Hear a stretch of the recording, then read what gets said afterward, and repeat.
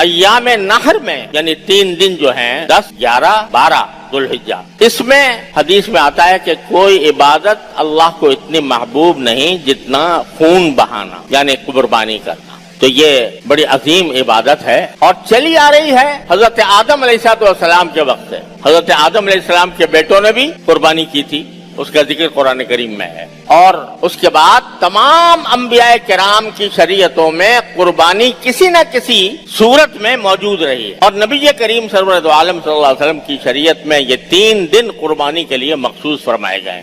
آج اس کے بارے میں کچھ غلط فہمیاں لوگوں کے دلوں میں کچھ پیدا ہو رہی ہیں اور کچھ پیدا کی جا رہی ہیں.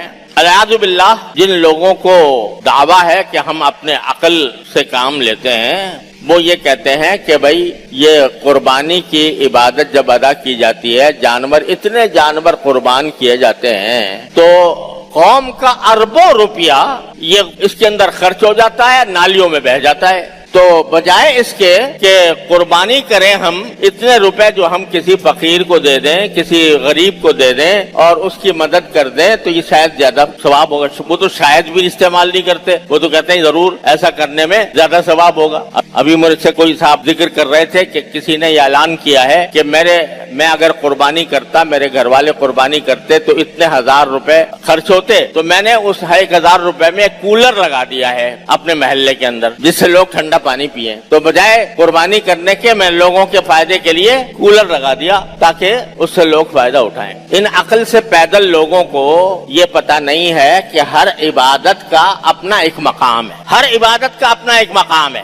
نماز، کوئی شخص کہے کہ بھئی نماز میں میرے 15 منٹ خرچ ہوتے ہیں تو یہ 15 منٹ میں جا کے مریضوں کی عیادت کر لیا کروں گا بجائے نماز پڑھنے کے، مریضوں کی تیمارداری کر لیا کروں گا تو فائدہ ہوگا. تو یہ حماقت ہوگی نہیں ہوگی کہ آدمی وہ جو کام جس وقت میرے مولا نے فرض کیا ہے اس کو ادا کرنا یہی بندگی ہے. اور قربانی کا فلسفہ ہی یہ ہے، قربانی کا سارا فلسفہ ہی یہ ہے کہ آدمی اللہ تبارک و تعالیٰ کے حکم کے آگے سر جھکا کر اپنے سارے مفادات کو قربان کر دے. جو قربانی کس کی یاد میں ہو رہی ہے بھائی؟ سب مسلمان جانتے ہیں کس کی یاد میں، حضرت ابراہیم علیہ السلام اور حضرت اسماعیل علیہ السلام. اب اچانک ابراہیم علیہ السلام کو حکم آ جاتا ہے کہ اپنے پیارے چہیتے بیٹے کو قربان کر دو، ذبح کر دو. پلٹ کے ابراہیم علیہ السلام نے یہ نہیں پوچھا یا اللہ میاں یہ میرے بیٹے نے کیا قصور کیا ہے، نابالغ بچہ ہے. نابالغ بچہ جو ہوتا ہے وہ تو جہاد کی حالت میں بھی، جنگ کی حالت میں بھی اس کو مارنا جائز نہیں ہے.